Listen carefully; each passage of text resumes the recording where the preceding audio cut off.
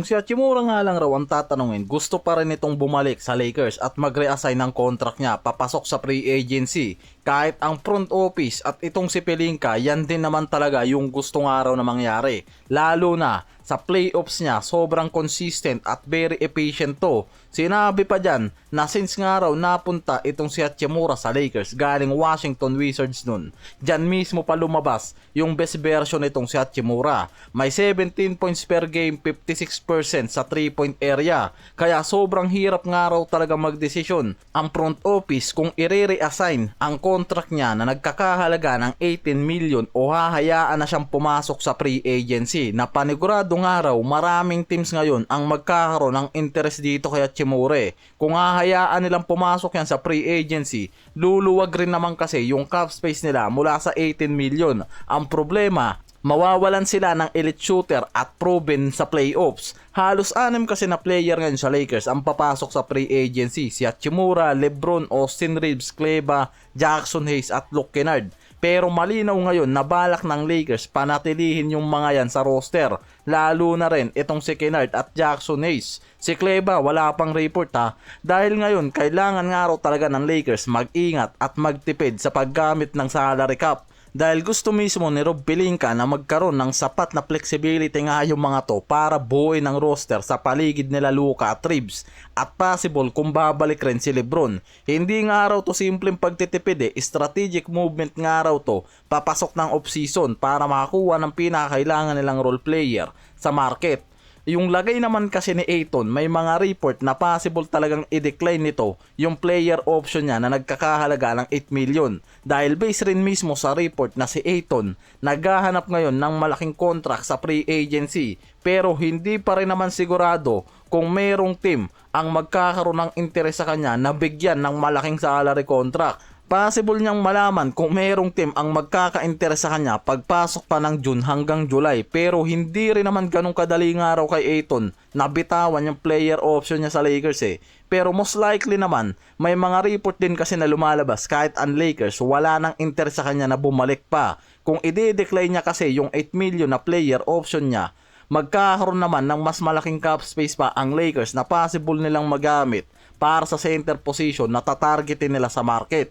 Malaking tulong yung 8 million tapos sasamahan lang nila ng ibang asset o draft picks. Si Smart malinaw na mananatili sa Lakers Base na mismo yan kay Pelinka at hindi rin kasi ganun kabigat yung 2 years contract niya na nagkakahalaga lang ng 10 million. 5 million per year tapos proven sa playoffs at veteran elite defender kaya sobrang sulit nga raw ang Lakers dyan. Ang pinaka-priority ng Lakers mag-reassign sa contract ni Reeves. Possible pa pumasok sa 40 hanggang 45 million per year yan. Halos doble sa current contract nito.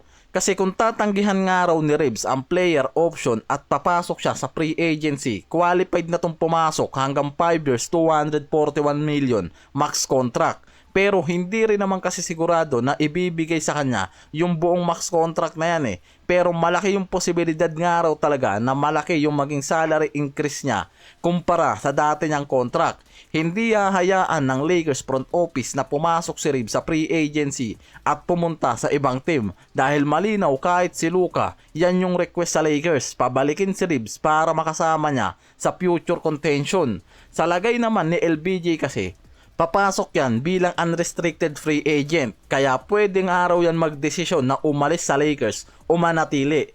Pero wala pa yung nilalabas na desisyon ngayon Pero base mismo kasi kay Rob Pelinka, gusto nilang manatili si LeBron. Pero gusto rin nila kasi na si LeBron mismo nga raw ang magdesisyon kung ano talaga yung gusto nitong gawin. Kung mananatili siya or balak lumipat at maghanap ng team na contender para sa championship window nito o kaya magretiro. Yan na lang yung pinaka-option na nakikita ngayon kay LeBron.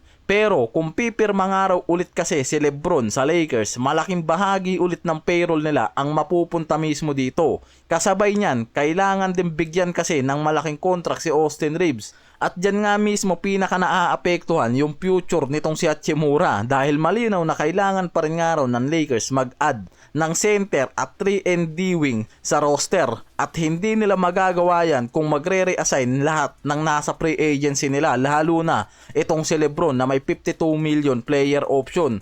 Kaya yung magiging desisyon nga raw ni Lebron ngayon, direktang maaapektuhan lahat ng susunod na hakbang ni Pelinka papasok ng free agency. Pero kung hindi naman ni Lebron kukunin ang buong 50 million plus range niya at tatanggap lang halimbawa ng mas mababang annual salary, sa madaling salita, magpe-pay cut siya, pwedeng makatulong pangaraw yan na magkaroon ang Lakers ng additional flexibility.